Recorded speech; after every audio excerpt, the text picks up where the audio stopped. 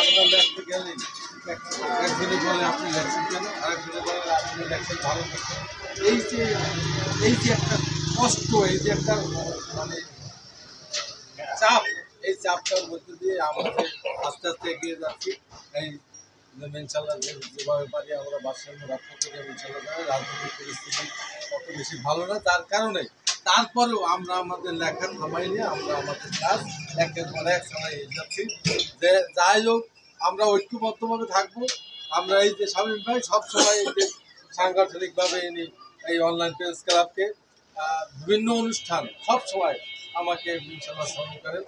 আর এই বিভিন্ন জায়গায় যে তিনটা সাংগঠনিকতা পেশাকে তিনি আসলে ভালোভাবে দায়িত্ব পালন করেন, কিন্তু আমরা পারি না। আমরা আমাদের ইচ্ছেও করে না, যাইতে ইচ্ছে করে না, মনে চায় যখন একটু ডাক দেয় তখন মনে করি যে একটু ডাক দিচ্ছে, এই লিডার একটু ডাক দিচ্ছে, ডাক দিচ্ছে, কিন্তু আসলে পাওয়া যায় করছে না, বয়স হয়ে যাচ্ছে তো।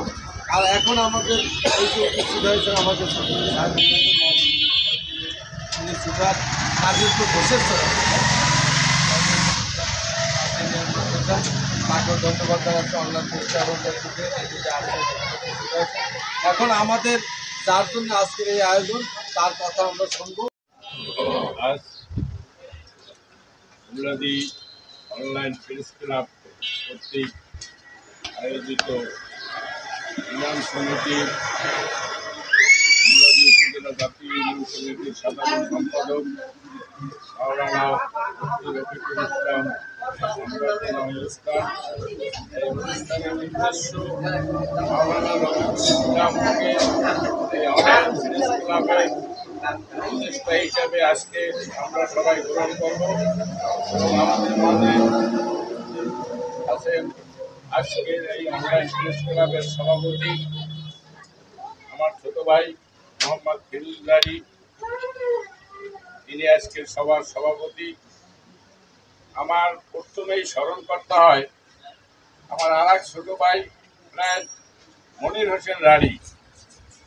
2000 সাল থেকে মনির হোসেন রানীকে আমি সঙ্গে নিয়ে আসছিলাম এবং প্রেস ক্লাবের সভাপতি তিনি ছিল দীর্ঘদিন।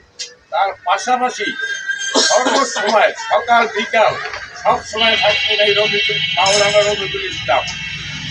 আমি তাকে সবসময় প্রেস ক্লাবের সামনে বিকাল হইলে আমরা একটা বসার জায়গা বানাইছিলাম, ওখানে তিনি থাকতেন এবং এই আমরা প্রত্যেক বছর ওনার অনুপ্রেরণায় এই প্রেস ক্লাবের পক্ষ থেকে আমরা কিন্তু ওয়াজ দিতাম প্রত্যেক বছর এই মনিরারির নেতৃত্বে এবং মাওলানা রফিকুল ইসলামের নেতৃত্বে।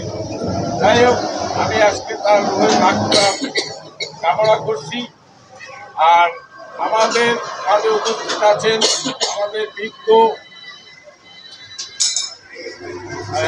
শিক্ষক, হাই স্কুলের প্রধান শিক্ষক ছিলেন দীর্ঘদিন এবং সাংবাদিক সংস্থার সভাপতি মাস্টার নিজামুদ্দিন খান এবং আরও কয়েকটা সংস্থায় তিনি সম্পৃক্ত আছেন। আমাদের মাঝে উপস্থিত আছেন আমার এই যে কিছুদিন আগে বলল হাতে ঘুরে দিয়েছি আমি সাংবাদিকতার, সেই এখন তিনি বর্তমানে প্রেস ক্লাবের সাংগঠনিক সম্পাদক মিজানুর রহমান মল্লিক। আমার পাশে আছেন সাংবাদিক ইউনিয়নের, সেটাও এই সাংবাদিক ইউনিয়নের আমি গঠন করেছি। আবার পরবর্তীতে যখন সাংবাদিক ইউনিয়ন বিলুপ্ত হয়ে গেছে তারপরে আমরা আবারও পুনরায় গঠন করেছি। এই সংগঠনের সভাপতি মেহেদি হাসান এবং ইমাম সমিতির প্রচার সম্পাদক শরীয়তুল্লাহ মুলাদি উপজেলা জামে মসজিদের পেশ ইমাম এবং আমার মামা মানে ভাইকনা সে 4 ডিগ্রি সিনিয়র মাদ্রাসার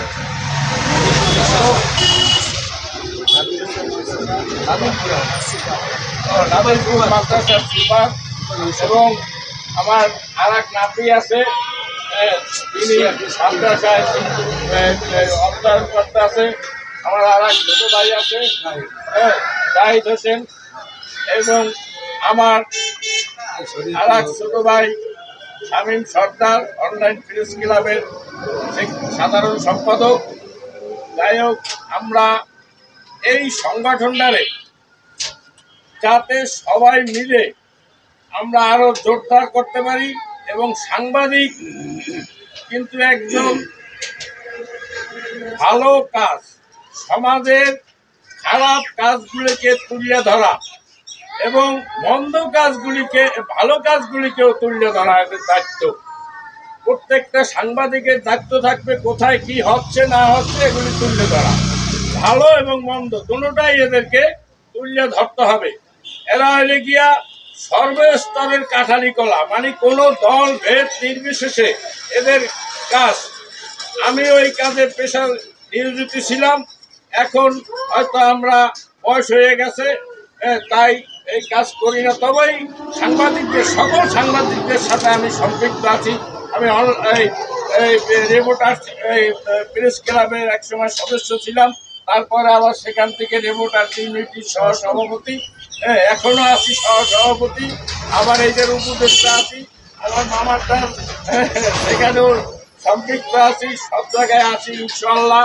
যতদিন বাচ্চা থাকবো, আল্লাহ তাআলা রব্বুল আলামিন যতদিন বাচ্চা রাখবে, বাঁচাই রাখবে, ততদিন আমরা এদের সাথে সম্পৃক্ত থাকবো, এই আশা ব্যক্ত করি।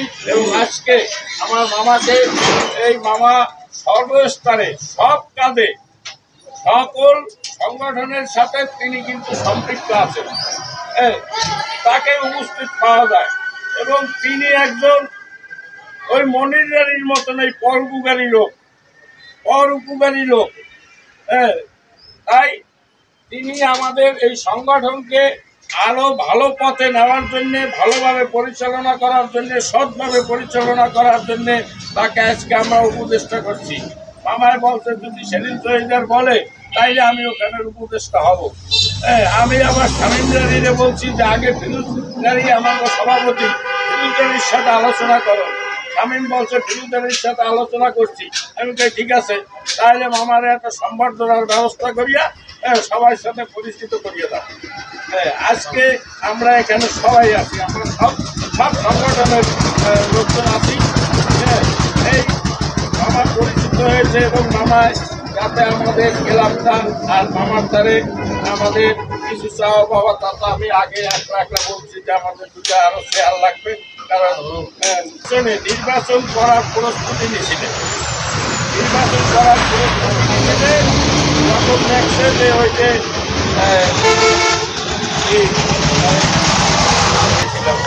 আমাদের এলাকার থেকে, আমাদের ওনার থেকে, আমাদের এই মুলাদি পৌরসভার পক্ষ থেকে একজন এমপি নির্বাচিত করুক। কেননা বড় বড় অনেক টাকার মালিক আছে, তারা কিন্তু সাহস পায় না, তারা সাহস পায় না। কারণ আমার ইমাম সমিতি একজন সেক্রেটারি, ইমাম হইলে ধর্মীয় অনুষ্ঠানের প্রধান, তিনি হলেন ধর্মীয় অনুষ্ঠানের নেতা। একজন ইমাম ধর্মীয় অনুষ্ঠানের নেতা, তার পিছনে আমরা নামাজ পড়ি, এবং আল্লাহ তাআলা তাদের উসিলে আমাদের নামাজ কবুল করবেন।